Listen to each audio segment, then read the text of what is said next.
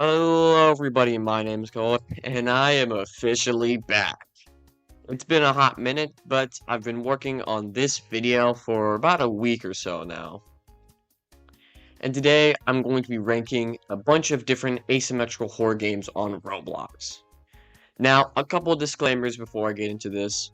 I'm only really going to be ranking these based on how fun it is to play Killer, how fun it is to play Survivor, the map design, and anything else I find interesting, like cool game mechanics, and if there's super microtransactions or anything like that. Now, this is also just my opinion. This is a very subjective matter. This is not objective, so if you disagree with anything I say here, if there's something I skipped or didn't cover, let me know down below in the comments. While down there, make sure to hit that like and subscribe button for me. Now, without further ado, let's get into today's video. So, to start us off, we have our first game that I'm the most well acquainted with, and I feel like most people that watch me are. Outcome Memories. Outcome Memories is a very interesting Roblox ASYM game, since it was inspired, I'm pretty sure it was inspired, by Song.exe The Disaster. Now, not to go super duper in deep about The Disaster, but a quick summary, The Disaster was a very popular Song.exe based asymmetrical horror game where survivors had to last until the ring would spawn in and then escape through the ring. There is your main cast Song characters, Tails, Amy, Knuckles, Sally, and a few others. If I'm correct, it had some characters from Archie Sonic, it had characters from normal Sonic, and a couple different EXEs in the game. It's also where I believe Colossus originates from. It was a very fun and popular game, but eventually got taken down to, if I'm correct, internal conflicts along the fact that they had microtransactions in the game, which Sega doesn't like. So the game eventually got taken down. Outcome Memories plays similar to it, however, it's a bit more polished in some aspects, and while the game is cancelled, it didn't get taken down. So, what is Outcome Memories, and how do you play it, and what is there to really talk about this game? Well, for starters, I'll be talking about the core aspects of the game. Outcome Memories play similar to TD in the fact that you just survive until the ring spawns in at about, I believe, the last 60 seconds or last 80 seconds, the ring spawns in. Everyone has to get into the green ring, and if you fail to, you lose the round. Killer's goal is to kill all the survivors before they can make it to the ring. Now, while OM has a very simple premise, there's a lot of cool things that survivors can do unlike other ASYMs. Which is OM and most TD games have focus a bit more on the ability to fight against the killer, unlike other games which usually you only have defensive moves or mainly you're just kind of running away. OM is a very offensive based game in which almost every character of the game can stun or hinder the executioner in some form or fashion. A prime example of this is you have your stunner-like characters, Knuckles, Blaze, Sonic, and Metal Sonic, which are your main 4 big stunners. I'm not going to go over everyone's movesets, but for more or less, all of these characters have a stun move and some sort of utility move, with the exception being Knuckles, who has 2 stuns, that being his counter and his punch. Then you have your ranger-based characters, or more of your support/range, that being Silver, Tails, and Amy, who Amy can use her cards to heal her teammates and buff herself, Tails can fly around and shoot the EXE, and Silver can hold the EXE and slow him down using his rocks. These characters don't stun as often, but still have the capability to do so. And finally, we have our kind of miscellaneous/survivalists. You have your healer being Cream, she can just heal her team and that's about it. And then you have Eggman, him being a survivalist. There's also Shadow the Hedgehog, who can kind of fit into most of these categories. He's a bit of a survivalist in some aspects, but he also has, his first phase is pretty much he's just a ranged stunner. And then once he loses his gun, he becomes more of just a normal stunner, more so like an Amy, though, to where he can't stun super duper often, but he can still hop out of his steam here and there. Now that covers most of our base game characters. However, there are a few unique characters that lie within the private servers. I'm not going to touch upon too many of these games' private server shenanigans because most of them aren't really worth talking about, and I just don't really have the time to cover them. But Outcome Memories does feature a wide cast of private server characters ranging from Baldi from Baldi's Basics to Remy the Rat, all the way to Neo Metal Sonic, along with a few private server killers like Steve Outcome. Now, getting to the normal characters, the normal killers, there's only a total of 4. That being Fleetway Supersonic, Colossus, Tripwire, or Tails Doll, whichever one you want to call them. And an all-time classic, 2011. I'm not going to go into too many movesets, but the generalization of them is Tails Doll, Tripwire, whatever you want to call him, is more so the ranged trapper-like killer. You kind of play him like a rushdown, but has the idea of a trapper in some sense. 11X is supposed to be more of the stealth killer, but yet again, kind of just plays like a rushdown killer for more or less, with just a bit more ability. But 11X is supposed to be the stealth killer. Tripwire is supposed to be the trapper-based killer. Colossus is supposed to be the slow but heavy-hitting brute, without having an absurd amount of mobility but high damage, and Fleetway is supposed to be the rushdown. When these characters really play like that, not really, you kind of all just play them in a rushdown sense. 11X doesn't have any moves that actually benefit off of him surprising people. A prime example is the whole teleportation while invisible. Teleporting while invisible doesn't help you in any sense, since it actually gives you a stun. After teleporting someone, you're stunned temporarily, you can't do anything. Well, you're not stunned, but you can't move, you're in an idle pose. So if you TP and do your jump scare on someone, you can easily be vulnerable to stuns and whatnot. Plus, he doesn't have any bars or meters that build by stalking or teleporting towards people. He actually favors getting stunned because that gives him his rage mode. So if anything, he's more so rushdown that just eats people's stuns up for breakfast. Colossus is just another generic rushdown. I said he didn't have much mobility, but I'm gonna reveal that was a lie. He has a wall climb that does not have a cooldown, a charge which has a pretty long range, and if you hit someone it extends it, a grab which has an extremely long radius, and if you try to hit him from afar, if he counters your stun, he has a ranged attack. So for more or less, Colossus is also kind of just a rushdown. The whole slowness is, I think he's a little bit slower walking wise, maybe. But for more or less, he's not nowhere near the slow, heavy-hitting brute. He's more so just, yeah, he's just heavy-hitting. Tripwire also doesn't play like a trapper, and for more or less, you just go and rush down people, and same thing with Fleetway. None of the characters in the game, at least on the killer side, really play like anything. They kind of all just have the same premise of, haha, we're just going to rush down and bum rush you and hope we don't get stunned. Yes, they do this differently, but when I think of a stealth-based killer, I think of Michael Myers or Ghostface like in Dead by Daylight. Killers that benefit off stalking their opponents and surprise attacking them sneakily and stealthily, or whatever. Kind of sneaking behind cars or vehicles and stalking their opponent. That way they get the opportunity to, or when the survivors are doing a generator or aren't paying attention to them, can surprise attack and easily get downed. A stealth killer in a game like Alchemy Memories should play like that. Maybe you start off kind of weak, and the more people that see you don't deal that much damage, but by surprising people doing your jump scare, it either hinders their stun capabilities or maybe does something. God's trickery for 2011X kind of does this by teleporting you and surprise attacking people along with disorienting them, but he only has one really disorienting move. His invisibility is more so just map mobility versus actually being a stealth-based move. And his charge is nowhere near anything stealth-based, considering you can't even use it while invisible, so it's not like you can appear out of thin air, it's more so you'll just be flying around, and you're very obvious while doing so. So, by no means is this guy a stealth killer. The same can be said about other killers. So, for more or less, most of these guys aren't like stealth, slow, brute. They're more so like, yeah, they're all just rushdowns. Which is a problem I do have with the killers, since they are fun, but for more or less, it's kind of like, who's just the best rushdown killer? And to that I say it's probably Fleetway or Colossus. Tripwire and 12X aren't bad, but 12X really doesn't do much until you get Rage Mode. I mean, while it is possible to do stuff without it, he only having invisibility has mobility and his God's Trickery, which has an absurdly long cooldown. Not to mention his only passive being his Rage Mode, makes it to where he's a free move killer with one move that gives him a bit of mobility that's kind of buggy to use. So it's very easy to counterplay him, since most people that play OM have been playing since the start or for long enough to where it's very easy to tell what is going on. You're not really going to be surprise attacked by this guy when you literally know his every move. It's like, oh, you hear his Sting Volley TPs to you, that means that's the real one, not a fake. His God Trickery is easy to dodge, and you can even stun him through it. If he TPs to you and it's a real one, if it's like stand still, if you move, just counter, because then it'll actually stun him. So for more or less, it's not very hard to play against 2011X. Tripwire is kind of same thing. The bombs are annoying, but she kind of got power crept by Fleetway anyways. Problem I do have OM though is mainly just the killers all play like rushdowns, and there's a lot of power creep when it comes down to rushdowns and survivors.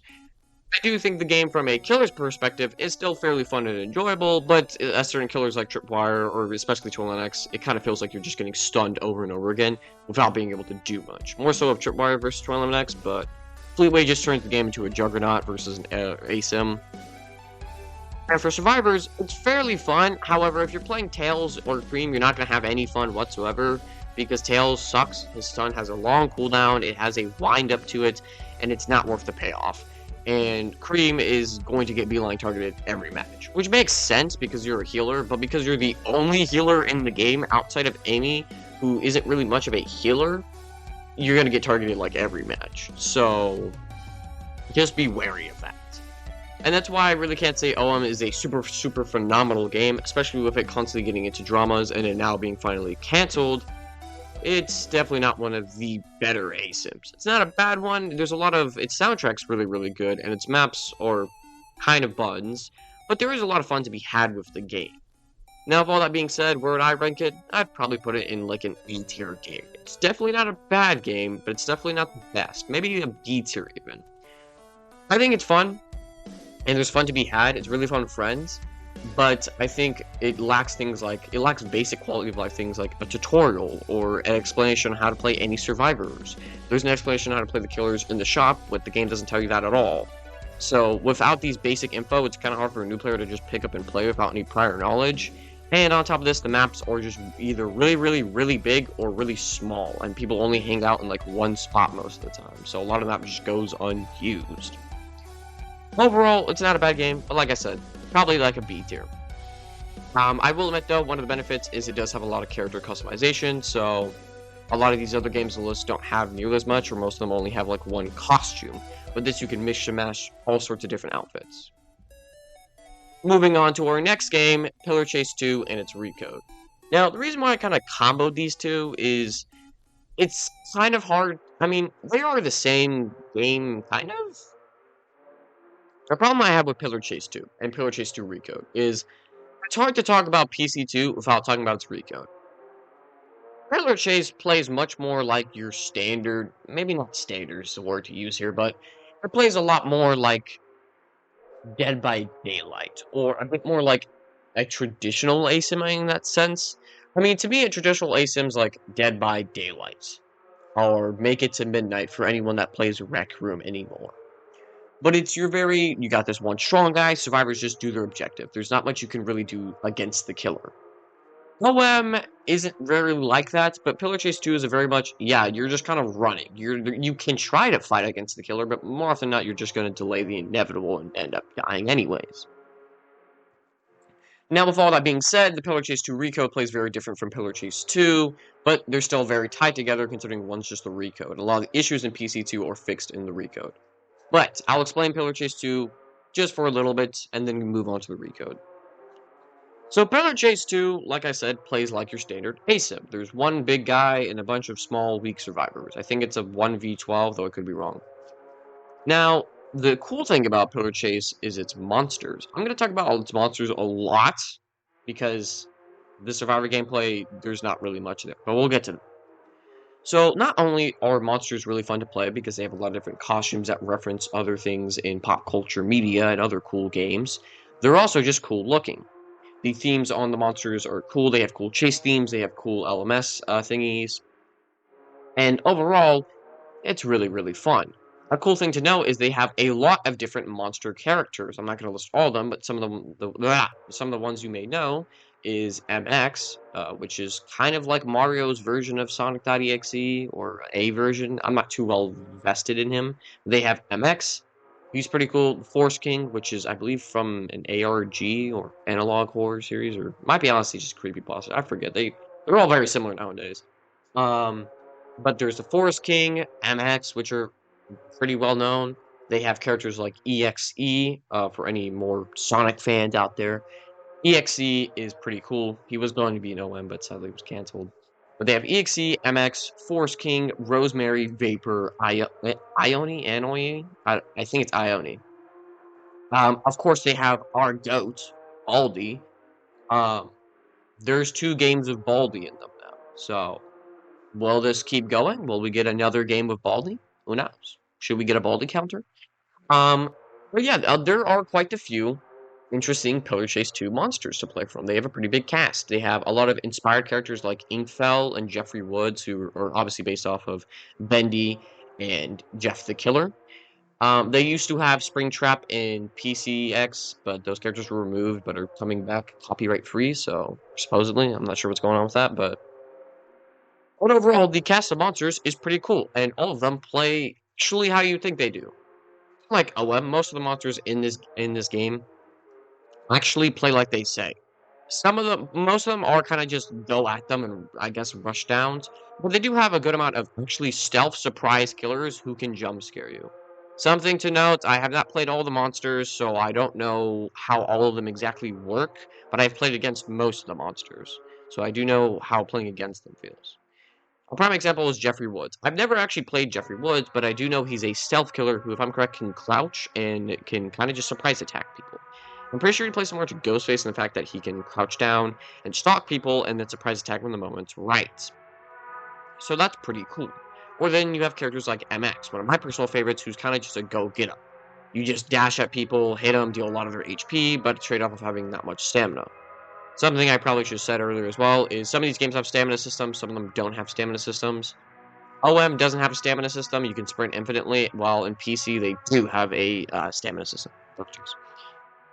Most characters have 100 stamina as the base, though some may have more or less depending on who you're playing as. A prime example is MX. He only has, I think, a total of 95 or like 85 stamina.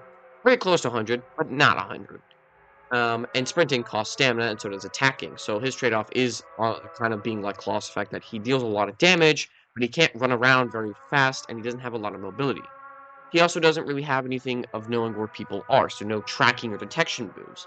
The passive is whenever he kills someone, he gets the detection of nearby survivors, and he gets all of his cooldowns back. That's upon killing someone. Something to know in Pillar Chase is detection moves kind of make or break some of your characters. If you don't constantly, it's more so info moves. If you can't constantly know where survivors are at with information, then you're going to lose. That kind of goes the same for most of these games, but I feel like it's very prevalent in Pillar Chase, if anything. Another fun thing in Pillar Chase you can do is there are a lot of different maps to play on. The maps are pretty cool. Most of them are just tied to monsters, so there's like the Pac-Man one for a weird yellow smiling thing. Yes, that's his name, I'm not kidding. There's also, I think the Teletubbies map.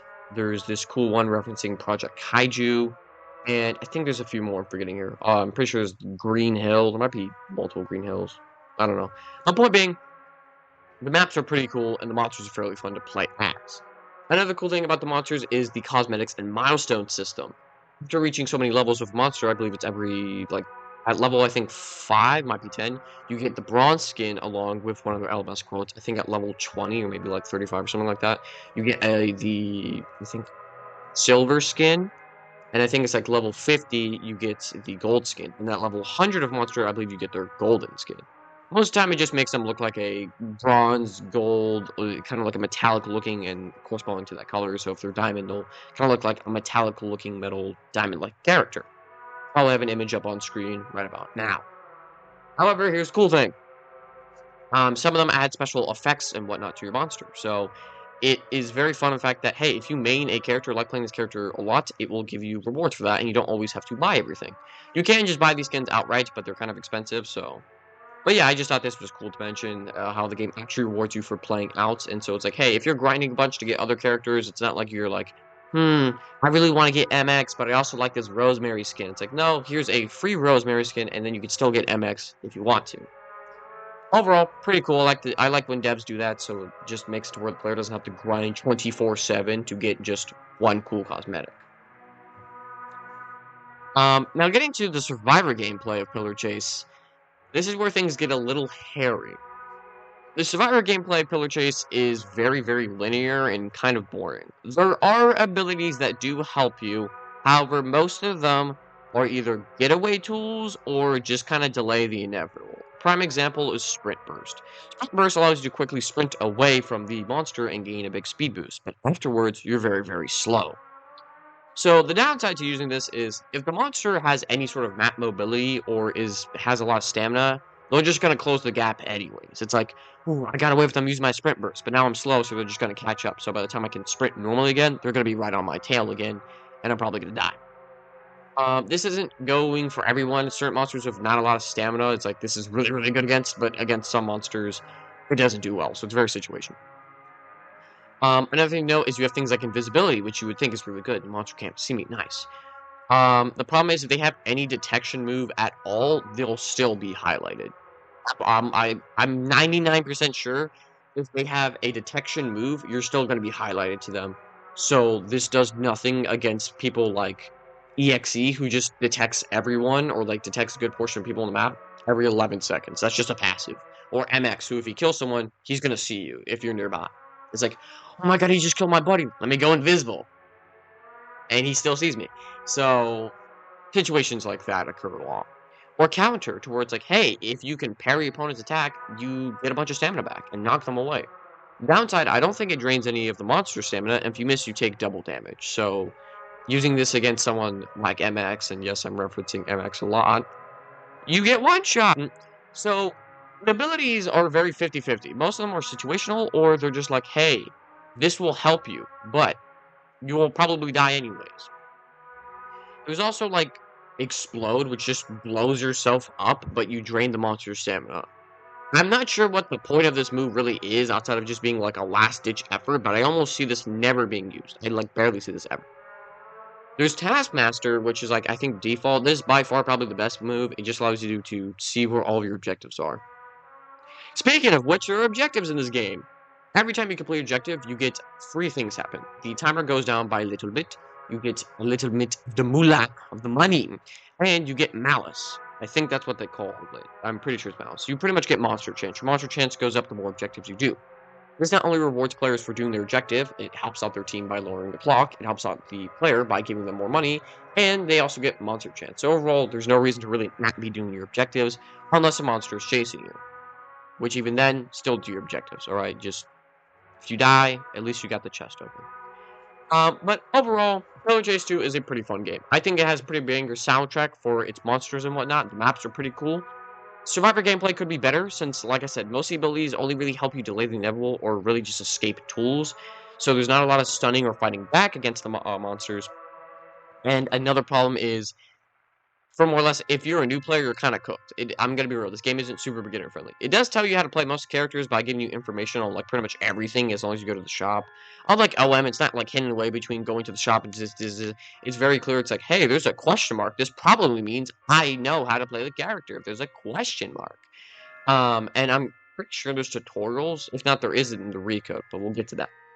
But overall, Pillar Chase 2 is a pretty fun game. Survivor gameplay is not the best because most of the time it's like, new players won't have anything, so they're just going to die immediately and maybe not play again. And monsters, it's like, oh no, he sprint burst. Let me just leap over to him or dash over, and then he dies anyways. So that kind of sucks. But outside of those things, the main weak part of the game is just Survivor gameplay. Is a lot of just trial and error and just kind of hoping the monster doesn't find you. Otherwise, you're just going to die. But monster gameplay is really, really fun. Now, I know what I just said about Pillar Chase and Survivor gameplay not being the greatest thing, and the monsters being a bit more monster-side gameplay. Pillar Chase 2 fixes literally like all the issues I said. Abilities not really helping that much? Well, we got rid of it entirely and replaced them with classes. Monsters being a little bit powerful or being a bit more monster-sided? Well, they reworked a lot of the monsters in the game or added some moves to make certain weaker monsters stronger. If you felt like certain characters were like, it'd be nice if this guy had some way to close a distance, or had some way to make it to where people can't constantly just dash away, boom, they usually add something. Prime example is Vapor. Vapor is pretty strong in Pillar Chase 1. The problem is he doesn't have a lot of map mobility. Well, in Pillar Chase 2, they made it to where he can spawn a giant flame circle around him. So, it doesn't matter if you have map mobility, if you try to get away, you're going to get burned alive. So, problem solved. We do this with characters like MX, who it's like, his dash is nice, and his jump is nice. He has mobility, but outside of his M1, none of those moves deal a ton of damage and are kind of easy to dodge. His grab, alright, now he can just grab people and just constantly, like, squeeze them to death, or he can chuck them. Problem solved. He has more damage now. And so they did that for a few different characters. I haven't played all the characters in Recode, but I've played some of them, and for more or less they play the same. If not, they have slightly different move changes or new moves. They also added in some previous characters that remove, like the Stricken, who's a Teletubby character, or Tubby, whose whole gimmick is you can, like, place down custard and eat it, and they become big. Pretty cool character, honestly. But yeah, Pillar Chase 2 fixes the issues that Pillar Chase 1 had, that being Survivor gameplay being very bland. Now there's classes, so there's different ways to fight against the monster now. It's not exactly just a oh yeah, let me 1v1, the monster's getting bullied now, but it's more so like, hey, if the monster attacked my team, I can do stuff to help them out. Laser is a character, or I think it's Spotter or something. You have like this cool like laser beam headset thing on to where you can shoot and blind the monster, or you can highlight him, and now everyone can see, oh, there he is. So that's really, really helpful. The frontliner who can bash the monster and stun him temporarily, and he gets stamina back for doing so. So you pretty much just go and push him away from your team and then run away from him. Or a Usurper, who can take hits from the monster by blocking it, charge up his gauntlet to punch it, which knocks him back and drains his stamina a little bit. So these are all ways that you can fight against the monster a little bit. Most of these were items in Pillar Chase 1, which I didn't mention too much because I kind of low-key forgot them. But there are items in Pillar Chase 1 that just kind of do this. I'm pretty sure there's items PC too, though I could be wrong. But there are items. There's like med kits, and there's the Doomfist gauntlets in Pillar Chase 1. And they pretty much took those concepts and made them into full-on classes. Since they saw, or at least probably saw, like, people really like using the Doomfist gauntlet a lot to fight against the monsters. So what if we just made that a class to up Survivor gameplay, and so people don't have to constantly be buying a gauntlet 24/7? And so they did that. There's also a bit more support classes like Boombox who can slowly heal people or speed them up, or characters like, I think, Ghost or something who can go invisible and heal himself. Overall, the game is pretty fun. Now the classes, you have like your frontliners, you have your frontline characters who can stun, you have your survivalists, you have your support medics and whatnot. Overall, Survivor gameplay is a bit more interesting. There's a bit more cooperation outside of people just doing the objectives. They also made it to where in Pillar Chase 1, everyone had their own set of objectives. Now, everyone could have the same set. So, like, me and Billy, per se, right, both have the objective, clean 5 garbage piles. But if I did it, Billy still had to clean his anyways. But now they made it to where if I cleaned all the garbage, it would also do it all for Billy. So now we just share the objectives between all the survivors. Because of this, there's usually more objectives to do now. But yet again, just a bit more cooperation between players, and not like, well, I did all my objectives, I can die now. It's like, no, keep doing your objectives, help out the entire team. It's also a way to just get more money and stuff. Another cool thing is they also added in, they also added in escapes. I don't know why I'm shouting to my mic now. They added in escapes. So what escapes are is on every map, which I think there's a total of 6. There's Gigamesh Holding Facility, Frostbitten Ridge, Decrepit Sewers, the Pillars, the Dungeon, and Eternal Abyss. I don't know why on the wiki the Eternal Abyss is literally just on fire, but overall pretty cool. The maps are pretty neat. I hate Gigamesh. I hate Gigamesh because that map people will always just freaking place down the wall. There's like walls that close and people will just do that all the time. Anyways, but the cool thing is there's escapes now. So on each map, like on the Eternal Abyss, there's a boat, and if everyone gets enough planks, you can restore the boat and then you can leave. Or on Frostbitten Ridge, you can call in a helicopter after a while. So there's escape. So now it's not just wait till the timer hits 0. You can also escape and get out earlier, which I'm pretty sure gives you more money in XP. Overall, the recode fixes a lot of issues, though. Survivor gameplay is more fun, weaker monsters a bit more powerful, and it expands on the movesets, and they play a bit more differently. The maps are cooler, there's more stuff to do on the maps, objectives are shared. There's a lot more just quality of life stuff, too. Overall, Pillar Chase 2 Recode is phenomenal. Now, what would I rank Pillar Chase 2? I would rank Pillar Chase 2 a solid B-tier game. I would rank it around the same vein as OM. It's nice, but could use some polish. I think OM probably could have been as good as Pillar, or could have been better than Pillar Chase 2. It's just not canceled. Now, for the Recode, I would rank it in S tier. Maybe high A tier. I think once the full thing comes out, it'll probably be S tier, but as of now, it's a high A tier. I want to put it in S, but it's not fully out yet, so there's probably some more things that would push it into S. It's like Borderlands right there. Pillar Chase 2, pretty good game, solid B tier. Pillar Chase 2 Recode, definitely A tier, close to S once that update comes out. But very fun game. Yeah, very fun game. I can't speak. Now, this is gonna be a big disclaimer moment, alright? Flashing lights disclaimer, maybe. I don't know. Forsaken. I'm gonna be talking about Forsaken, but before anyone gets their pitchforks ready and tries to grill me alive, 2 things, or 3 things. 1, I do not know any of the drama that really has happened in Forsaken. so I don't know too much about the developers or about the community or too much. All I know is what some other people have said on YouTube and whatnot, that apparently developers have gotten into trouble before with like microtransactions and OCs being too powerful. As for the community, I know people in the Forsaken community can be very vocal and whatnot, so don't banish me to the Shadow Realm because I didn't like a character. Alright, this is just my opinion. Alright, now with all that being said, getting into Forsaken. I have not played an absurd amount of Forsaken. I have played, I don't know how much. I'm not sure if you can check, but probably like 5 hours, maybe more. Probably more than that, to be honest. I've played enough to get like 4 killers, I want to say, and like a couple different survivors. Like I've gotten a few different people. Yeah, okay, so I just double checked. I have a total of 6 hours in Forsaken. So not a whole ton, definitely not like the most amount of time that other people may have. So of course I may not know all the ins and outs to Forsaken or everything, the lore, the story, whatever. But what I do know is I have played the game and I can speak about it. So is Forsaken from a killer standpoint? What about Forsaken? I think some of the killers are a little bit powerful. Guess 666 kind of feels powerful. I'm not sure they got nerfed recently, but I was like, I was like, let me play this character. It's new. It's pretty fun. Let's check him out. I was freaking ripping and tearing people. I was like one-shotting dudes, leaving everyone at like 2 HP. I was building up my meter like crazy, so kind of felt a little too powerful. I also know people have said, like, people like Nosferatu, whatever his name is, when he got released was kind of OP. I'm pretty sure they've nerfed him by now, but I know they have a bit of a habit, characters being a little strong on release. But from a killer standpoint, it's pretty fun. It plays very, very similar to Dead by Daylight. It kind of reminds me of reminds me of a blend between Pillar Chase, OM, and DBD. In fact, that like there are generators to do, and doing these give you more malice, money, and also reduce the timer. And if you do all of them, reduce the timer by like I think like a minute and a half or something like that. And the goal is just to survive to the end, like Pillar Chase. But it is similar to OM, to where survivors can do a bit more fighting back. There's a bit more stunner playstyles in survivors, which we'll get to. So for monsters, or for killers, whatever. I've played the base one, Slasher. He sucks.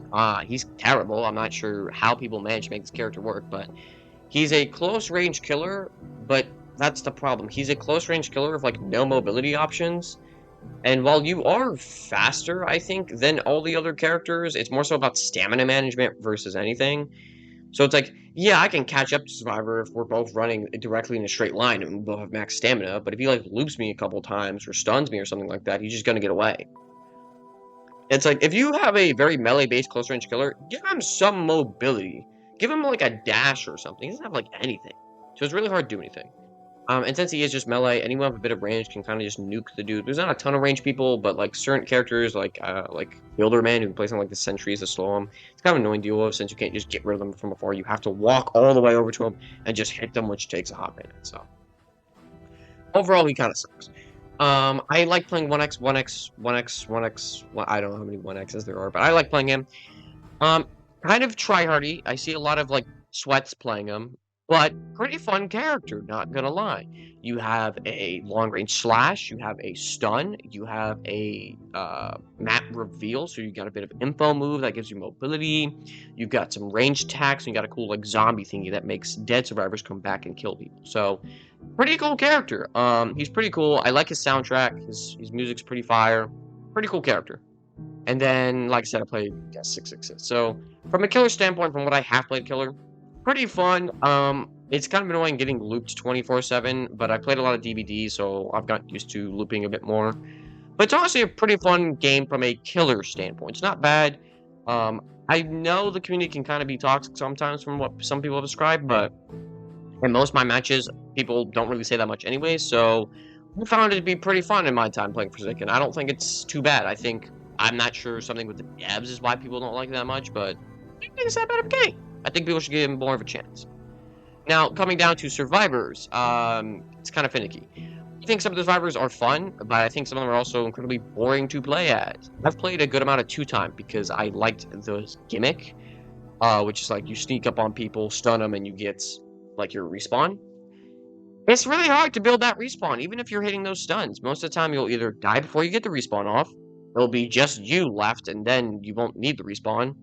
Or you'll just win before the respawn, because you need to get, like, I think either, like, 4 front stabs or, like, 2 or 3 back stabs. And that's just kind of hard to do when the killer's constantly moving around. Even when you're, like, camping a corner, like Assassin's Creed waiting to show up, sometimes even if your little, like, dash stab just doesn't hit. So he's very, very hard to play. Respected people that do know how to play him, but it's not my cup of tea, to be honest. Kind of finicky. I don't play Elliot. I know he's a healer. I've seen people play him. I'm like, yo, thanks for playing Elliot, man. I'm not gonna play him, but you do you. I like Skoleski. Skoleski, I don't know. He's fun. I play him a lot. I'm pretty sure I even got some skins for him. He's pretty fun to play. I do like the whole sword. You kind of got that close range stun, a bit of self-healing, so he's very fun to play. Real downside is if you miss your stun, you're cooked, and you only have 2 chickens, so. And then it goes on like a 5-year cooldown. But overall, pretty balanced character, in my opinion. And then I think there's one more I've played that I'm forgetting about. That might be all of them, to be honest. I don't know. But from what I played as Survivor, it's definitely not bad. It is pretty fun. And the generators aren't hard to do, though I will admit the generator puzzles or like those mobile game ads you get when you're trying to play Plants vs. Zombies for the iOS or Android. And you'll be chilling, and then you get to freaking, like, connect the dot to the dot. Like, the generators are really, really, like, simplistic in their puzzles. Some of them are just kind of hard to do, but, like, I wish they are, like, they varied. I wish some of them were, like, oh, I wish there was, like, 3 different variations. Like, the current one they have, and maybe some, like, other ones, maybe some, like kind of like Dead by Day, like, skill check, like, you gotta time your thingy correctly, and maybe some other thingy where you gotta, like, constantly, like, crank it or, like, pull a lever or something. So if it has like 5 levels and each level is like a different puzzle, or like the first couple are just connecting wires and the other ones are like fueling it up or something.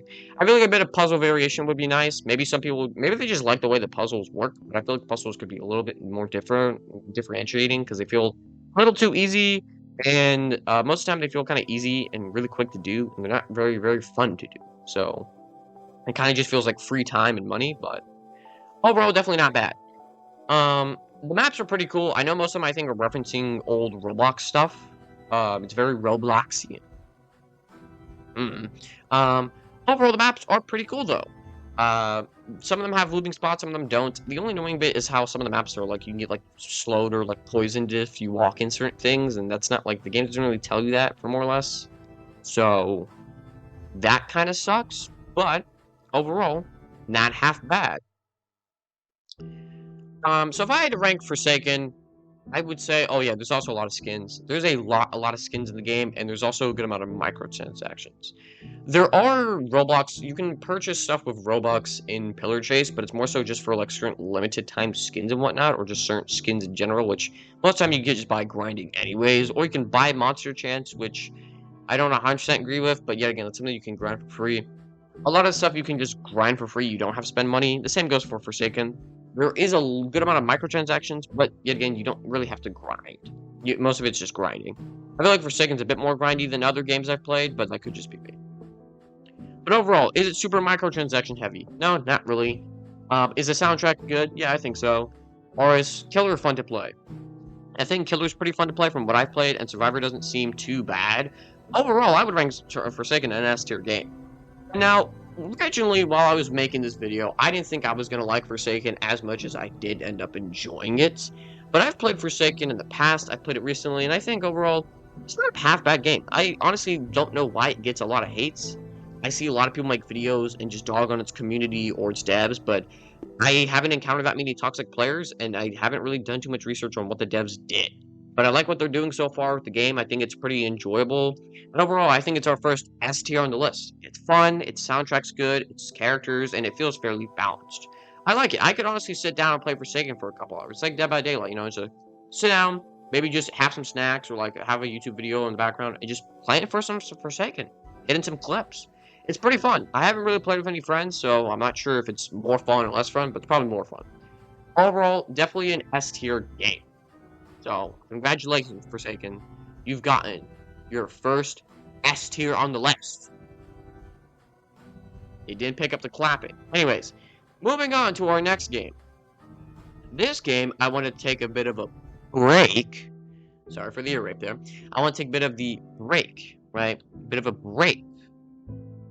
I keep saying break, a bit of a break from our classic and standard ASYMs, and talk about one that's a bit more different, a bit more special.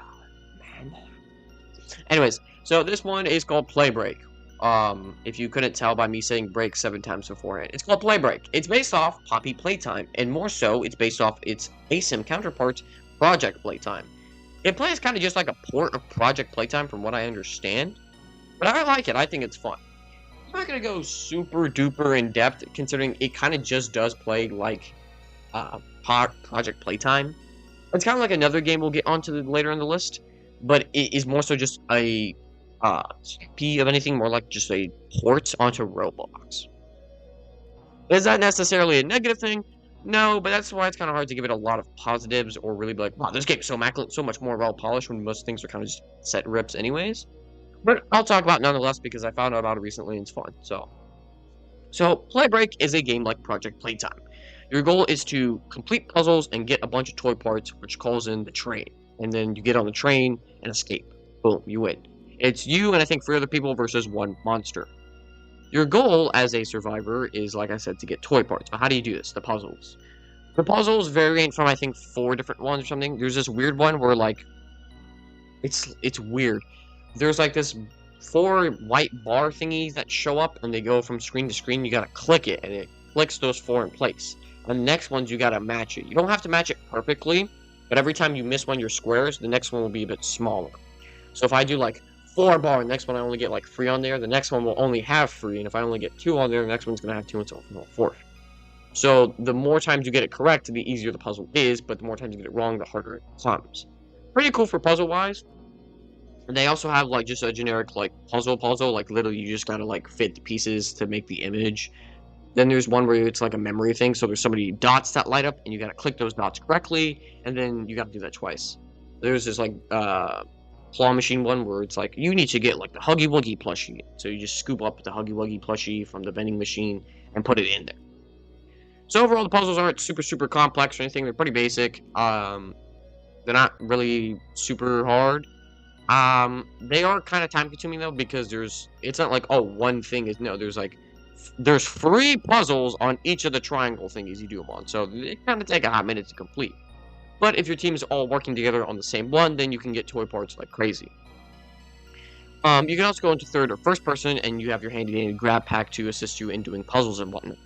There's these little green lights across the map that you can grab onto, and you use them for mobility, or some yellow lights which usually close doors from like down or from the side and close off doors temporarily to keep out monsters. Overall, the puzzles are pretty cool, and I like some of the minor game mechanics. Survivors can also get perks. I don't have any as of now, but you can get perks by playing through the game a bit more and grinding out by getting tickets.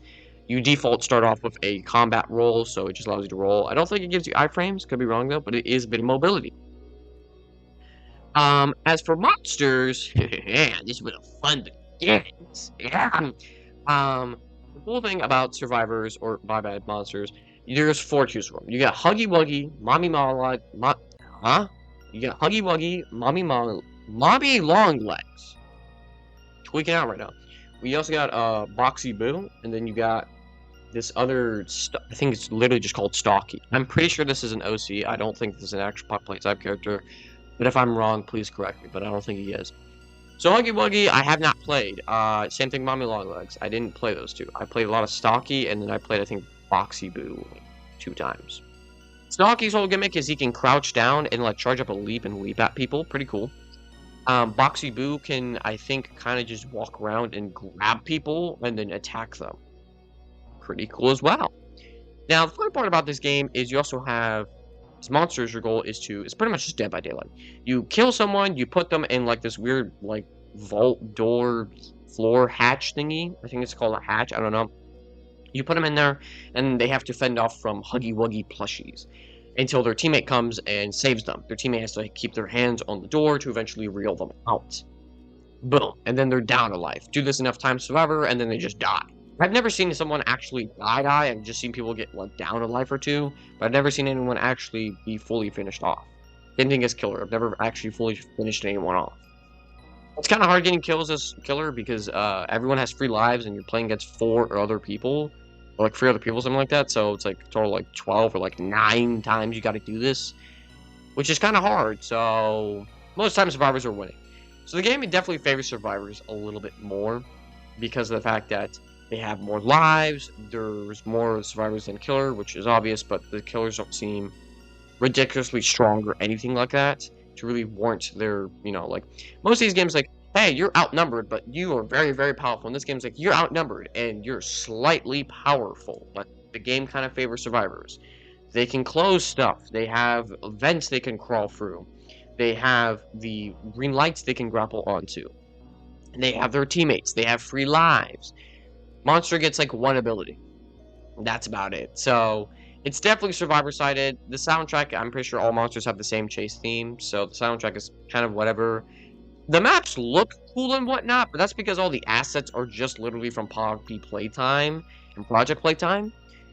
So is it a fun game to play? Yeah, there is fun to be had, but it's hard to credit it for much because, like I said at the start of this, it is just a lot of asset ripping, kind of just support. But I did want to mention here because I had some fun, and I don't see a lot of people playing it. It's got about like 5,000 people, so good amount, but honestly a ton. So it's definitely a solid B tier, maybe C tier game because it's fun, but does a lot of asset ripping, which is hard for me to be like, oh yeah, this is definitely a B tier game, but it's probably C tier. We'll rank it C tier. I think OM is a B tier game. Killer Chase 2 Recode is an A tier. Killer Chase normally is a B tier. Forsaken is an S tier. I think that's our ranking so far. Now for our next game. Now, I was thinking about saving this last for a joke, but I want to talk about it sooner than later because it's a bit more complex. Just one more ASYM. Or JOMA. Or JOMA, yeah. If they put in another M and A, you could say it's Joe Mama. I'm just the funniest person alive. Anyways, so getting to this game's meat and bones, what is it? Well, imagine Forsaken, right? It's got that top-down or first-person if you're crazy like that. It's got that top-down or first-person perspective. The characters look like Roblox characters. A lot of stuff looks like it's from olden-day Roblox or even just modern-day Roblox. Okay, pretty basic. However, the gimmick of the game is really, really cool. So I played this game for a while. I have a lot of fun. Now, the gimmick is there are 4 adversaries. 1 Revenant, or there's, I think, 4 adversaries, 1 Revenant, and a bunch of survivors. I think, like, 9 survivors, maybe? So how the game works is this. As a survivor, your goal is to survive until the time hits 0 or kill all the adversaries. That's right, you heard me correctly. Kill all the adversaries. This plays a bit more like a Juggernaut versus an ASYM, but it still has a lot of ASYM aspects, and it's classified as an ASYM, so we're just going to call it an ASYM. So the goal as survivors is to work together to kill all the adversaries. All survivors have usually around 100 HP, though I think some may have less. I don't believe there's a stamina system. I could be wrong. I might have to double check, but I don't think there's a stamina system. And there are quite a few different survivors. You've got your long-range characters like Sniper, who would have guessed sniped people. You get your close-range fighters like, I believe, Brawler, who can disarm people and turn off their abilities temporarily. Or Knight, who has an M1 attack. That's right, a survivor has an M1 attack. Or you have other support characters like, I think, Rockstar or like Singer or something like that, who can buff teammates by making them, I think, faster and reducing their cooldowns temporarily. And then you also have people like Assistant, who can constantly heal your team or shoot the enemy. Just shoot them to death with a Glock. Overall, it's pretty unique. The survivors can work together, there's different types of survivors, and most survivors do play differently. Like, none of them are like, well, yeah, this guy's just a rushdown, this guy's just a rushdown. It's like, no, they all play fairly differently, and their movesets are also widely different from each other. So, most survivors are pretty unique. It's also fairly balanced in the fact that, if you're playing Sniper, you're probably going to die really close. If you're going to die at close range. But if you're at long range, well, yeah, you're going to get a lot of damage. Same thing with Knight. If you're playing against a longer range character, you're going to get smoked. If you're playing at close range, you're going to do well. Just kind of how this works. So it's not really survivor-sided, nor is it really monster-sided, because survivors can do very well if they're playing smart and in position. Then they get heavily punished for playing out of position or misusing their abilities. Survivors also have abilities, and some of them have M1s, but most of them just have abilities. I believe Knight might be the only one with an M1, so I could be wrong about that. Now moving on to killers. Killers are, or adversaries, I could say, I don't know. Adversaries. Adversaries are very, very unique and interesting for a few different reasons.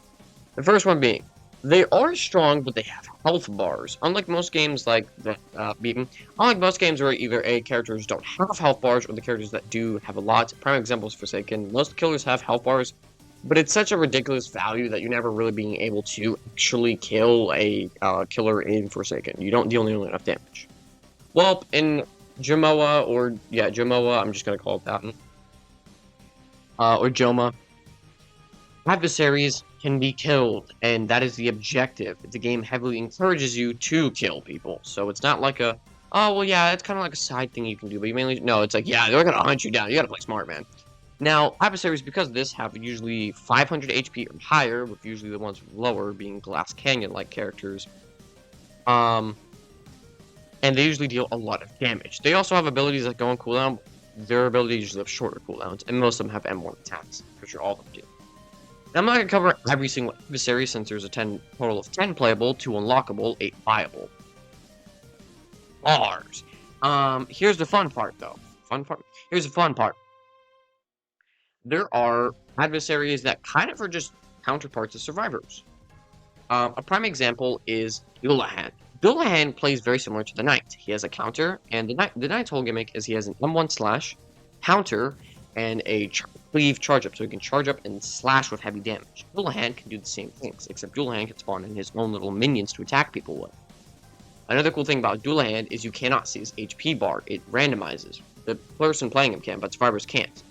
Most time with survivors, you can see above their head, their little health bars will be like green, red, the classic Roblox stuff. Dullahan's is purple and it's constantly glitching out, so you can't actually tell if he's high or low HP. Just a cool thing I thought I'd mention. They also have some other cool guys like Kronos. I like playing Kronos. He has a lot of aura. He's also a very, very Glass Canyon character. Kronos has a few unique things. He can punch people like normal. He can shoot out his little laser beam thingy, which silences opponents. There's also a couple different status effects in this game, like silence, which makes it to where characters cannot use their abilities. So he can silence people, deal damage, and one of his best moves yet, I think it's hyper. It's not hyper beam. It's something. I forgot what it's called. Point being, it stops the clock. The timer will stop completely, and instead of M1ing wherever your mouse is when you click the trigger, shoots down giant beams of light. And your normal little ray blast becomes a hyper beam that can melt people from range. You become stationary during the state and the clock does stop. However, if you're hit, you take a good amount of damage and you're stunned. Because of this, Kronos only has, I believe, 350 HP. He doesn't have a lot of HP. So it's very easy for survivors, if they can find him, to just jump him. But it's really, really cool in my opinion. There's also some other guys like Executioner, who's kind of similar to the Knights, but instead of being a carbon copy, he's more like a medieval knight who uses a battle axe versus a sword. He can throw his axe and recall it, and if it hits someone he recalls, they get pulled towards him. He can go into a fury mode and deal lots of damage. He has one move where he literally just dashes forward and splits in front of him. Like his axe goes directly in front, and anyone in front of his attack just gets split in half. He's very, very fun. So adversaries are very fun to play, and so are survivors. The gameplay itself revolves around usually your teammates will all come together and will hold a point, and then when the adversaries actually come out with any minions or anything, that's when the real battle begins. While people like up on high points shooting and sniping or healing each other. You have frontliners. It's very fun. I really like it. It gives me similar vibes to like Battlefront or like those medieval games where like it'll be like, all right, gentlemen, hold the line, and then everyone goes in charging. It reminds me a lot about that because it's a very similar theme, and you have people in like the back shooting or healing up. So that's really cool. And then you have people charging up like their special attacks or anyone that has any like reload capabilities and whatnot. But yeah, it's honestly really fun. Now, there's also two other gimmicks I have yet to mention. One, the survivor thingy gimmick. The more people that are playing the same class or same survivor, the weaker that character becomes. So if there are two people playing Knights, both of them will have, instead of having 100 HP, will have 90 HP. And instead of per se dealing 30 points of damage per hit, they'll deal 25. And this keeps going the more people there are. So if there's like 4 people playing the same character, they'll have like 80% of the usual health, or like 70% of the usual health, and like a 20 or 30% damage penalty. So this makes it where not everyone can just stack up on the same class and deal a stupid amount of damage, because otherwise everyone would just play like Sniper or Knight constantly and deal a ton of damage. So this is honestly a really unique way of balancing out instead of just making it to where, unlike OM, which Outcome Memories makes it to where there's only one person can play that survivor, or in games like Forsaken to where multiple people can play the survivor with no penalty. This makes where multiple people can play the same survivor, but there's a penalty for the more people. This makes where not everyone can stack really powerful survivors and be like, this character would be really powerful if everyone went him. Kind of like Team Fortress 2's Engineer.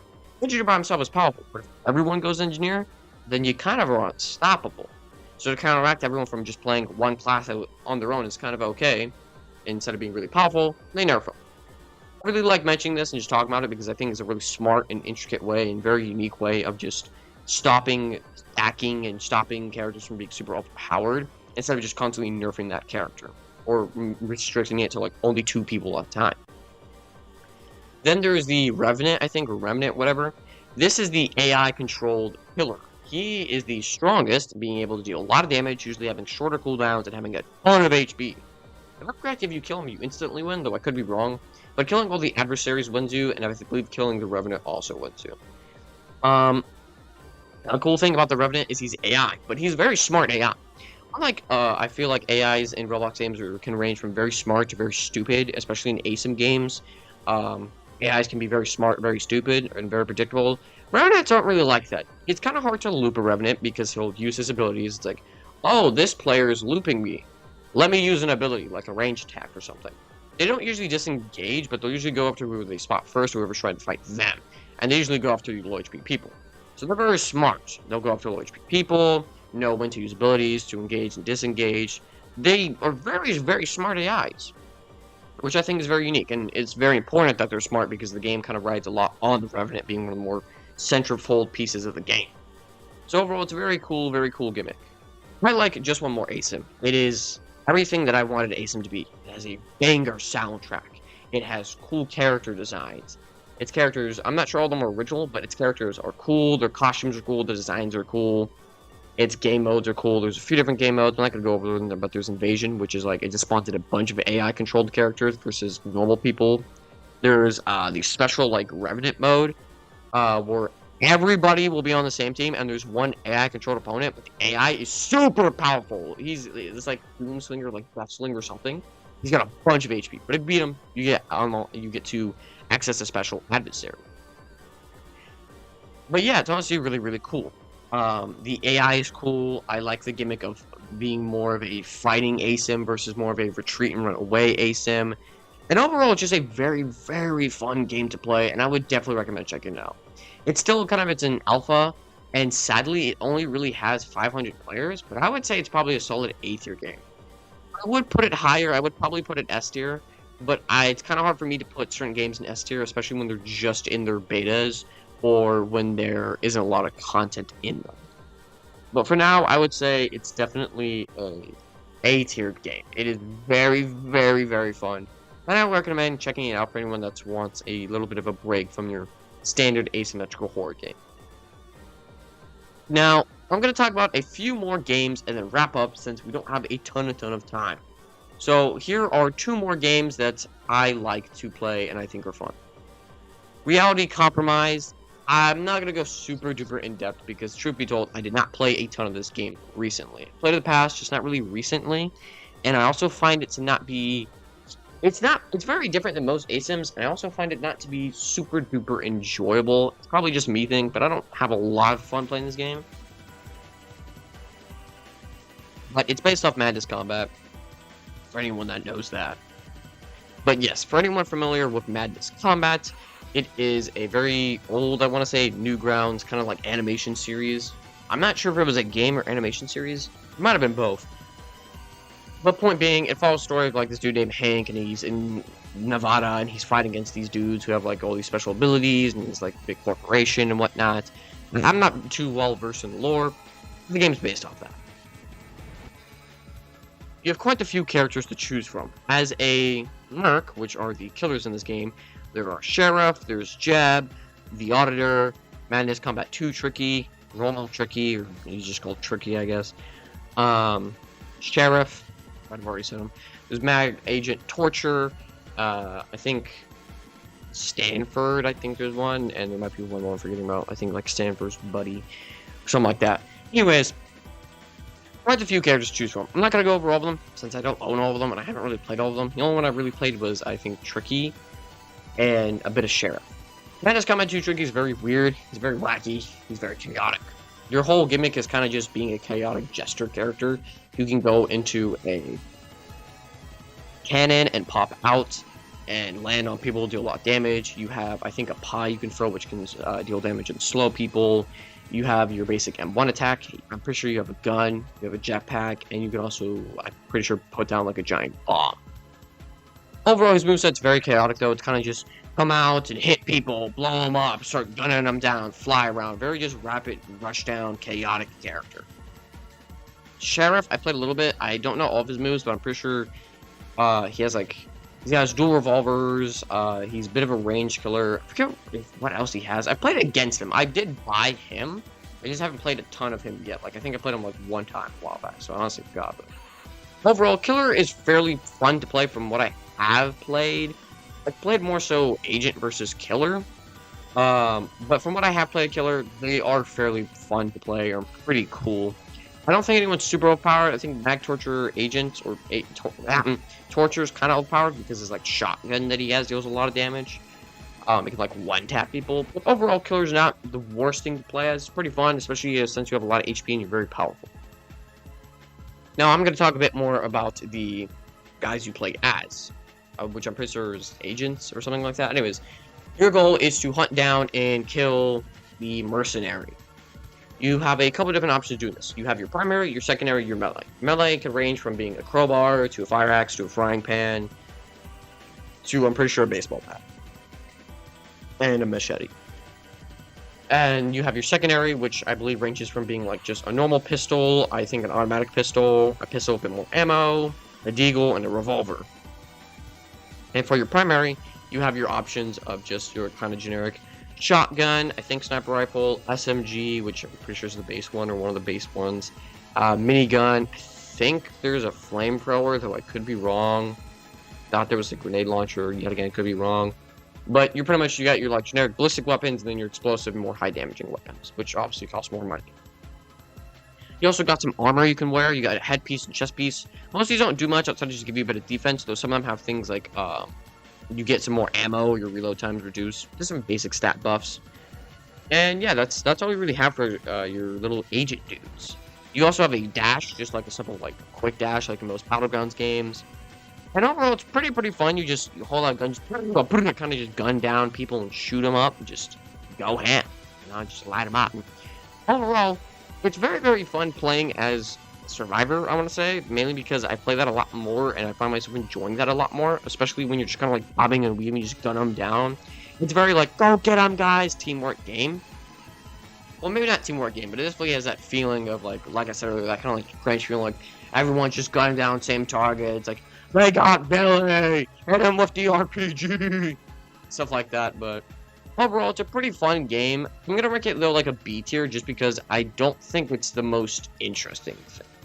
It hasn't got an update in a while. I know they're working on like a big reco, but it doesn't have a lot of players, and it doesn't have a lot of players. It doesn't get updated super often, and it's not the most interesting game. It also doesn't play that much like an ASYM, but I thought it was worth mentioning since some people consider it.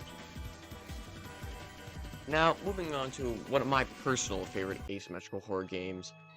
I have been playing Dimensional Coalescence since not its exact start, but for a hot minute, you know, for a while. And I gotta say, Dimensional Coalescence kind of plays like a better OM. The reason why I say this is because it plays in the same vein as OM, a TD style game. If you're downed, you can get resurrected. If you die, you can become a minion. But the reason why I say it kind of plays like a better OM is because I think the killers are a bit more balanced. Some of them feel a little weak, but I think the killers are a bit more balanced. And before, I had played this game, and I was like, it's alright, could use a bit more polishing, it was kind of buggy, kind of glitchy. But as I was getting some more footage, and playing these games recently to get some more up-to-date reviews, this game recently got pretty big updates. I'm not going to go too in-depth about the update added, but since the last time I played it, added like some new UI elements, it added in, fixed some bugs, and overall, it added in the shop as well. So overall, it's a pretty cool update. Now, Going into like the meat of dimensional coalescence, the real hardy bits of it. Dimensional coalescence from a survivor standpoint is a pretty fun experience. Now, the whole gimmick of Dimensional Coalescence is there's a bunch of different characters from different medias. So you've got Bendy and Boris from Bendy Ink Machine as your survivors. You've got Sonic and Eggman from Sonic the Hedgehog as your survivors. You've got Frisk and Sand. You've got Cream and Vanilla. And you've also got Cuphead and Mugman. We got quite a few different characters. About 4 Sonic characters, 2 Undertale characters, 2 Bendy characters, and 2 Cuphead characters. Oh, and there's also some, I think, Doki Doki Literature Club characters for some reason. I have not played all the characters. I've played Eggman, I've played a bit of Sonic, I played a good amount of Cuphead and Mugman, though, and I really like those two, and I played some Boris. It works the same as OM, so only 1 person per character, and the survivors are pretty balanced. I don't think there's one survivor that could really say, yeah, this character's really overpowered, and there's a lot of survivors that work well together. Bendy is a survivor who can place down ink puddles to slow down the killer and also can push him away, but can't actually stun. Meanwhile, Frisk can pull their teammates close and also heal, or at least buff. Sonic can go in and grab his teammates and also stun the killer, while Eggman can place down little bombs and blow up the killer and also push him away. So most characters either have some sort of stall or stun mechanic to them. I'm also glad not every single character can stun, and some of them are just more like pushaways and whatnot. Um, it's kind of the same thing to an extent. It's not the exact same, but I feel like if you're pushing away the killer in a stun, it's like, well, I push him away, now it's going to take him 5 seconds to get back to us. Or if I stun him for 5 seconds, it doesn't feel that big of a difference. Um, but I do like how not every single character can stun in the game. I also like how some characters have a bit more skill to them, like Boris, who has a close range stun and a long range stun, but his axe, the axe throw you have to aim and actually like hit, and it's got a pretty narrow hitbox. Along with the fact that, unlike Amy's hammer from OM, if you miss Boris's axe, you have to go pick it up. It doesn't like come back to you. So that's pretty nice. I also like how they have certain characters like Mugman and Cuphead. Mugman has a ranged attack, his pea shooter. However, it doesn't stun at all. It only builds up his meter and also slows down the killer. And it allows him to use his EX move, which stuns, and then his special move, which doesn't stun but pushes back. That's pretty cool. And then you also have Cuphead, who focuses more on like the parrying aspect, so he can parry on the killer and also dash.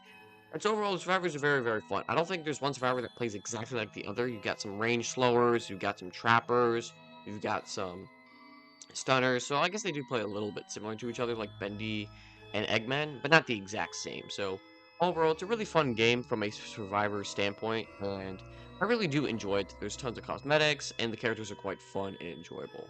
The only problem I do have when it comes out to survivors is they can kind of bully the killer. Because you have characters that can stun and push, it's very easy to push the killer into walls and whatnot, and then just easily pile up stuns or just keep them there for a while.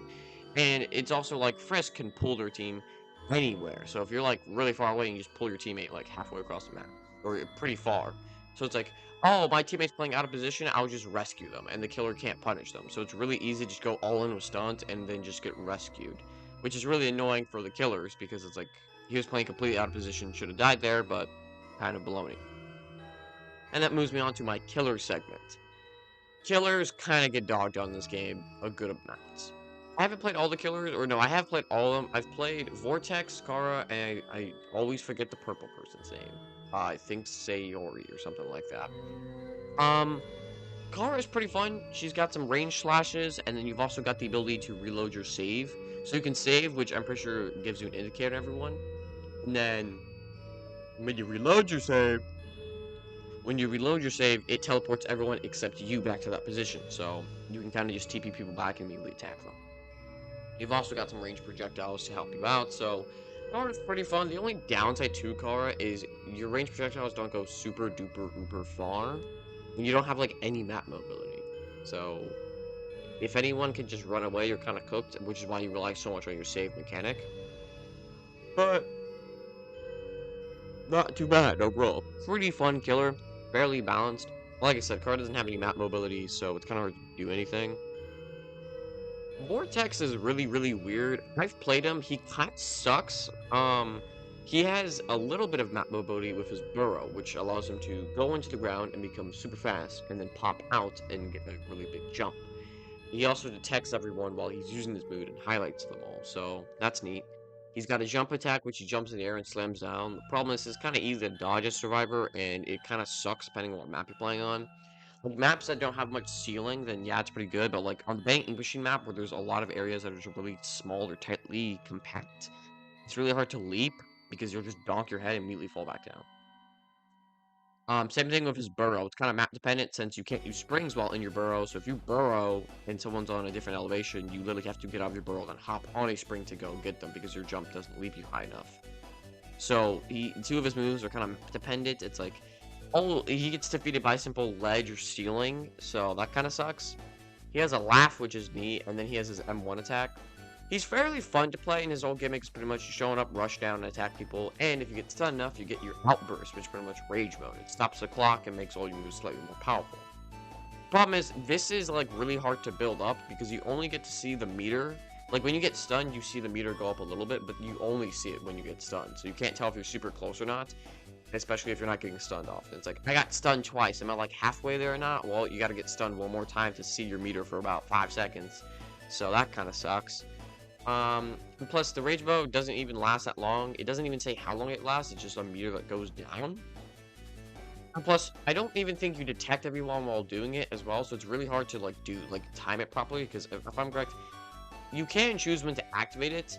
The problem is like, all right, rage mode, and then everyone's like halfway across the map. So you got to use your like wonky donkey little bit of map mobility that sometimes works, but other times barely takes you anywhere if there's a ledge.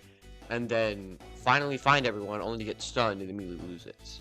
Plus, you can infinitely build it, so if you use Outburst, you can get stunned enough to build up a second Outburst, which is kind of busted. This doesn't really happen, but the fact that it can is kind of worrisome. But he kind of just sucks. He's a very bullyable character, which kind of sucks because he's like the only EXE-like character that we have. So then we have Sayori, I don't know. The purple hair person. You have a machete and your whole gimmick is just running at people. That's literally it. You just run and slash at people. And then you like passive makes these weird like eyes appear on people's screen that if they click. And if they don't click them, they, I think, take damage or get like highlighted or something like that. I honestly have no idea what it really does, but kind of a cool character, but yet again, kind of just another close range rushdown, which is the problem I have with killers. Vortex kind of sucks. He gets bullied a lot and doesn't do a lot of damage, and his mobility kind of sucks. Kara doesn't have any mobility and is yet again another really close range rushdown killer, and your projectiles don't go very far and only really hit at close range. And Sayori's, I don't know, is yet again another close range rushdown, which is why like all the survivors play fairly differently, or some of them have like styles, like Bendy and Eggman are obviously kind of like trappers, they don't play the exact same. They both have like mobility and traps, but their traps and mobility work differently. But with, like, the killers, it's like, while they are different, it's like, this guy does a slash that deals 20 points. This guy does multiple slashes that equals up to 20 points. And they're both close range attacks. So it's like, yeah, they are different moves, but they do, like, the same thing. And that's a problem I have with the killers. They just aren't very fun to play as, and they kind of just suck. They're fun to play against because, you know, you just get to dog them. And there are matches where the killer will do well, but it feels like you have to play the game for an obscene amount of time or a lot of time on the same killer just to even have a slight chance. Like, I play the game pretty often, and when I get Vortex, I do most of the time okay. There are some times where I hit some clips, but overall, killer is the most enjoyable experience. I really do hope they add some new characters soon, though, because they haven't added anyone since, like, the game's launch, which is fine. I don't think games always need new characters, but I feel like a new killer could definitely spice up the roster a little bit. For map design, it kind of sucks. I'm gonna be real here. The maps are way too big. Winkle Isle is a big map. It's like they just took the entire Cuphead map and made it playable. There is like this town segment. There's the circus tents. There's like this little like Elder Kettle's house with it has a bridge and then a slope that leads downwards. That leads to the circus tents. That leads to like the rest of the map. And then there's also from Elder Kettle's house you get to the town, which leads to this entire backside of the map. It's really, really big for no reason. This makes it where, one, it's really easy to hide a survivor in bushes and whatnot. Two, most of the map just goes unused since most people will just kind of stay in generally one location and not utilize the rest of the map. Which I'm not saying there should be incentive to go to the rest of the map, but considering there is no objectives or anything, there really isn't a reason to go to the rest of the map. It's really easy to just hide in one spot and kind of just win. It's kind of a problem I have a lot of these TV-like games. There should be incentive to go to other parts of the map, whether it be for some objective or something. Unless your teammate gets downed halfway across the map, you're not going halfway across the map. Another problem with the maps is Vending Ink Machine has a map. It's I think literally just Joey Drew Studios. It's way too big yet again. There's an entire cave segment. There's an entire town. There's the ink machine area. It's really, really big. There's a lot of bumpers everywhere for some reason. So there's a lot of springs, which sucks for Vortex because half the time it was like, oh, I'm underground chasing him, and he used the spring to go up. So I have to get out of this move, then hop on the spring, and then chase after him. So I kind of just wasted my burrow. And that happens way too often on this map. Yet again, the map is way too big. There's also Snowden, which is fairly sizable, but it's not absurdly like there is the town, and there's like a lot of segments of the map. It's like the same size as the other maps, but I don't like. It's big, but at the same time, it doesn't feel as big. But I'm not sure that's mainly because people are just staying like the same location or not. But the problem is the maps are just really, really big, and because of that, it's really hard to enjoy the game most of the time as killer when you're not even getting to see half the map, which just feels like a shame because, you know, it's like the devs spent all this time working on the map and you don't even get to see it. As Survivor, it's kind of boring since most of the time people are just staying in the same position, or you just get to hide, and that's kind of it. As killer, it's really annoying because, like, you gotta search this ginormous map to find people, and you gotta really hope you have some sort of detection move, because if you don't, you're not finding anything. I think what would help is just shrinking down the maps to just, like, this is a spot where everyone constantly goes. Then get rid of all the excess and just make the map a little bit smaller. Because if there's an entire cave system that nobody ever goes to, why is it even there? There is, like, lore on the maps as well. There's, like, these little notes you can find and whatnot, which are kind of cool, but they're, like, kind of useless. They're literally just, like, lore notes, and they don't help that much. I think they're tied to certain achievements for skins, but overall, the maps kind of suck, though, which is the reason why this game isn't S tier. Definitely a solid A tier game. The maps are a bit of a problem. They're not the best thing ever. Overall, it's a pretty fun game. It's definitely on par with, I want to say, PC2's Recode and just one more ASYM. It's definitely not as good as Forsaken, because Forsaken, unironically, is just a really, really fun game. But that's all I have to say for Dimensional Coalescence, and I'm going to play a bit of the soundtrack for y'all now so you get a little bit of the feel for the music. It's really, really good. And I will see y'all in the next segments. Enjoy.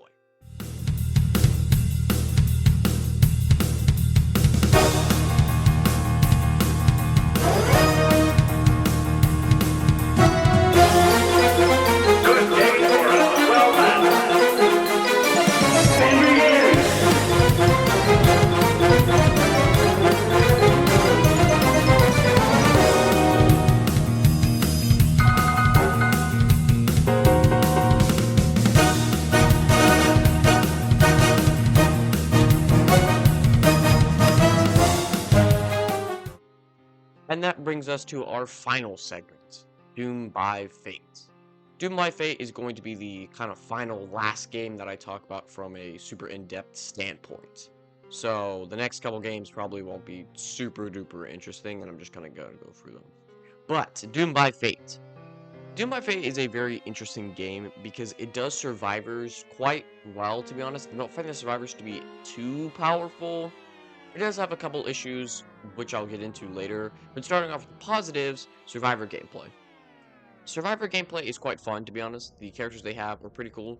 They have Jane Doe, Bacon, they have Brawler, they have Soldier, Jester, and there might be one more I'm forgetting about. Jane Doe is kind of like your healer. Small stun, but mainly the whole gimmick of the character is to just kind of heal your teammates up. While you have guys like Soldier who can constantly block, and if you block an attack, you can instantly use your block again. Do this enough times, and eventually the final block will do an actual stun. You have a shotgun which you pull out and kind of like shoot, throw, it's weird, but that also stuns the killer temporarily. Brawler's whole gimmick is being able to pick up some sand and then throw it at the killer to slightly stun them, disorient them, and then hit them with a liver blow for a long stun. So you got kind of like your generic stunners, you've got your support characters like Jane Doe and Jester, whose Jester's whole gimmick is placing out some traps to slip up the killer and slow him down and kind of just pester them, while Jane Doe being your healer. And then you have Brawler and Soldier as your stunners. Beacon's kind of a miscellaneous, more survivalist class with the ability to heal yourself and flashlight the killer, but no actual way of stunning killer. More so just kind of be a nuisance. Overall, Survivor gameplay is pretty fun though. There isn't a lot of incentive to work together because there's no reviving, and while there are generators, outside of multiple people being able to work on the same gen, that's about it. Soldier does have the ability to pick up people, and Jane Doe can heal, but other characters like Bacon, Jester, and Brawler don't really have any teamwork-based moves. They kind of just stun the killer or pester them. I personally prefer when ASYMs have teamwork a bit more on the forefront of the game. A prime example is Outcome Memories. There's a lot of teamwork involved with things like, hey, if 20x is grabbing someone, you have to stun 20x to get someone out of the grab. Or you can resurrect people, and that if you're down, you need someone to come res you. Or like how there's certain passives like Tails or Eggman being able to heal metal faster. Or Sonic being able to pick up people with peel out, and Cream being able to heal, etc., etc. So there's a lot of moves that do a lot of team. However, when it comes down to other games like Forsaken or Pillar Chase, there isn't a ton of teamwork going on outside of, yeah, multiple people can do the same objective, at least in Forsaken. In the original Pillar Chase, there isn't like any teamwork between survivors at all, really. Pillar Chase Rico, there's a bit more. But personally, I like it when ASYMs include a bit more cooperative behavior between players, otherwise it kind of just feels like everyone's a survivalist. So I'm glad Doom by Fate has a bit of that in there. Now, moving on from the whole teamwork and survivors, how does killer play? There's quite a few killers. I haven't played all of them, though I have played a few of them, and as I was playing again recently, I honestly think Doom by Fate's a pretty good game from a killer perspective. You have your base killer being Cool Kid. He's pretty generic. He's got some projectiles. He's got melee. He's got a speed boost. He's pretty basic, pretty fun, but because he's a beginner, there's not a lot to him that makes him really interesting or skillful. He's kind of just basic. Yep, he's got a speed boost. He's got a bit of range. He's kind of like a jack of all trades, master of none type character. There's some other cool characters like Priest, who they added fairly recently, and I've played him. Priest is really fun because your whole gimmick is pretty much you don't deal a ton of damage, but most of your moves do damage. It's kind of weird. Like, you have a snap which deals 1 damage to everyone, but it slows them. And then you can hit people and you can fling them around with your M1. It really deals knockback to them. And then you have moves that can not only deal damage and pull people closer, you have another move that allows you to deal a big old shriek and just constantly deal damage. But he's a very close range character without a ton of mobility. His design is also pretty sick. So you have other guys like Jane or John Doe, who's you're pretty much Colossus of the game. Big rush down, you're slow, you have high damage, you have you have decent close to mid-range moves, but he's pretty slow without a stupid amount of mobility. He's got a bit, but not a ton. And of course, then you have some other guys like I think Captain something. I forgot his name. But his whole gimmick, I think, is pretty much being able to do like shotgun shenanigans, and pretty much you can slash at people and then use a shotgun at close range, and also use it kind of like mid range. But there are quite a few different killers, and then you got your stealth killers like Jeff, who can kind of just show up and attack people, and then also go into a frenzy. Overall, from a killer standpoint, it's pretty fun. The only reason why I'm not putting this game in an S-tier category is because, one, the maps range from being really, really big to kind of small. I think the problem with maps is most maps are actually kind of medium-sized, with some of them being large. It's just there's a lot of props and objects, so there's a lot of places for survivors to just hide, which are objectives on some maps. But outside of your basic generator puzzles, I think the ship map has like an alternative objective, which is you gotta bring treasure chests to a certain point on the map. It's not the most like objective-based game. Like, you don't really need to do your objectives in order to win. It takes off some of the time, but not a ton, at least not from what I can tell. So the problem I do have is, especially on the ship map, there's 3 different levels with a bunch of different areas to hide behind, so as killer, it's kind of annoying without any detection abilities. Or there's this one map where it's just kind of like this forest rocky area, which has the same problem, a lot of bushes, trees, and rocks to hide behind. So the maps could use a little bit less prop spam, considering there's just a lot of places to hide, which makes it really hard as killer to find anyone. I'm not saying the map should be super duper open, but I do wish it was a bit easier to find people, if not give killers a bit more detection. Outside of the maps, there isn't a ton of unique gameplay things. It kind of just plays like your basic ASYM. However, I will note that there are some pretty cool things, like there's some emotes, some achievements in there. There's a good amount of cosmetics for most of the characters in the game. Now, the main problem I have with the game, though, is the way survivors work. Earlier in the video, I talked about just one more ASYM and the whole gimmick of, hey, if there's a bunch of the same character, that character becomes weaker.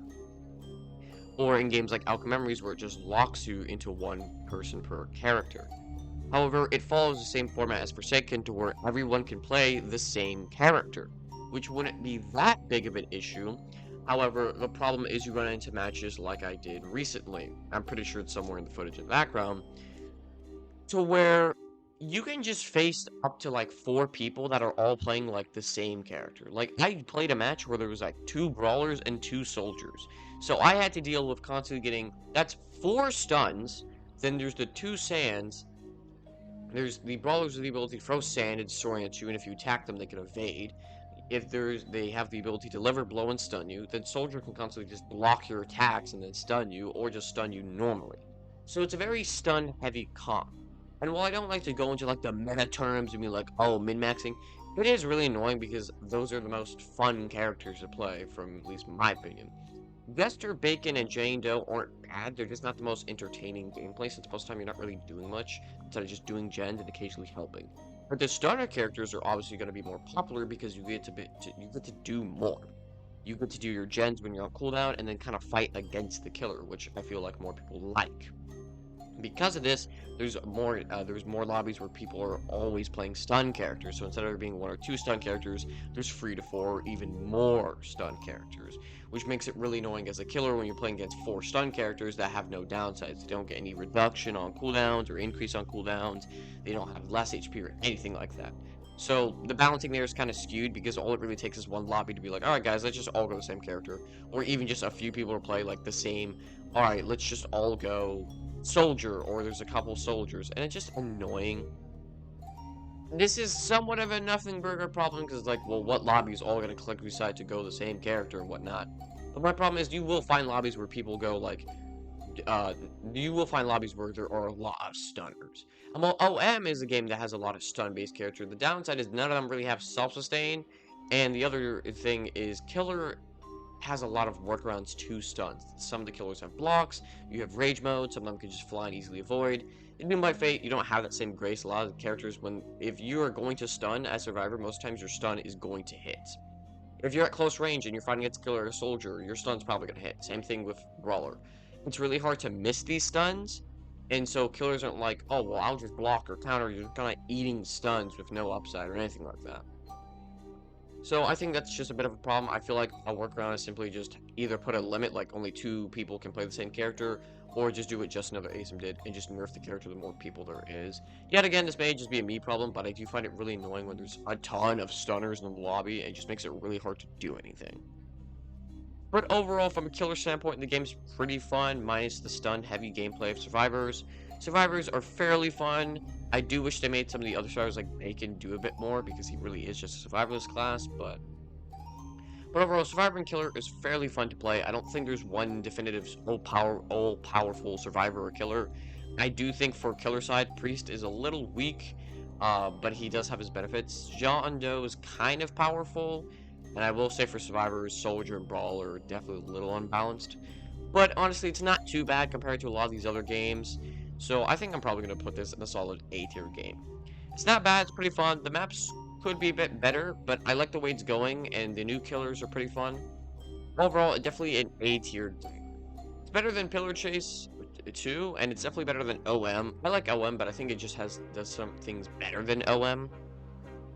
And as for microtransactions and soundtrack, there are a good amount of microtransactions. However, most of these are completely optional, or just kind of like Pillar Chases. You can just buy some in the in-game currency or Killer Chance. And for soundtrack, it's pretty good. I like the themes. Overall, solid A-tier game. And ladies and gentlemen, that leads us to our final little segment here. I'm not really going to talk too much about these games. I'm just kind of going to shotgun, just rapid fire through these last ones. But starting us off, we've got the Disaster Eclipse. It's a pretty decent game. It's not really worth talking about too much, but I do want to mention here for anyone that was curious. Disaster Eclipse is pretty much Sonic Disaster, just with some other characters. It's kind of buggy, a little bit glitchy, and it's overall kind of mid, to be honest. There's also Disaster Modded, which is Disaster just with some different characters. Yet again, kind of buggy, kind of glitchy, and overall not that fun. I wanted to mention these two games because I have played them. I was thinking about making a full-on segment, but I've decided against it mainly just because there's not much worth talking about. They're just disaster games that are kind of modded. The other two games I'm going to talk about here are kind of in the same vein of they're neat, but not really worth talking about too much. That being Undertale Last Corridor. Honestly, don't know what this game is. I saw it, I think, somewhere. I forgot where I saw it. I played it, though. And I think it's an ASYM. I honestly can't tell too much. For anyone that does know more about this game, let me know down in the comments. But I thought it was worth mentioning. It's Undertale ASYM kind of game for anyone that's curious. It's called Undertale Last Quarter. It's niche. It's kind of okay. And then there is Violence District. Violence District is another game that I was thinking about going more in depth, but decided against it mainly because it is literally just Dead by Daylight on Roblox. There's not much to talk about. It's just Dead by Daylight on Roblox. I'm pretty sure I'm almost confident most people have at least played Dead by Daylight or heard of Dead by Daylight if you know anything about ASYMs. But yeah, it's literally just Dead by Daylight with some different characters in Roblox and perks. There's palettes you can vault, there's gens. It's not really worth talking about too much because it is just a Dead by Daylight on Roblox, but thought it was worth mentioning. But they're all kind of D-tier games, not really that good. That leads us to our last little thingy. That is the end of today's video. For anyone that has made it this far, I applaud you. Thanks for sticking for the entirety of this long video. This is kind of my first long-form video, so I just wanted to see how it was going to kind of turn out. For anyone that's made it this far, thanks for watching. Make sure to like, subscribe, hit that notification bell. If you disagree with my some opinions, or maybe there's some other games I should check out, let me know in the comments. Let me know if I should do any more long-form, hour-long analysis videos or rankings. But that's all I gotta say. Let me know if you guys want me to stream any of these games, or if I should go more in depth about any of them. But I hope you all enjoyed today's video. That's all I gotta say for the day. Gold out.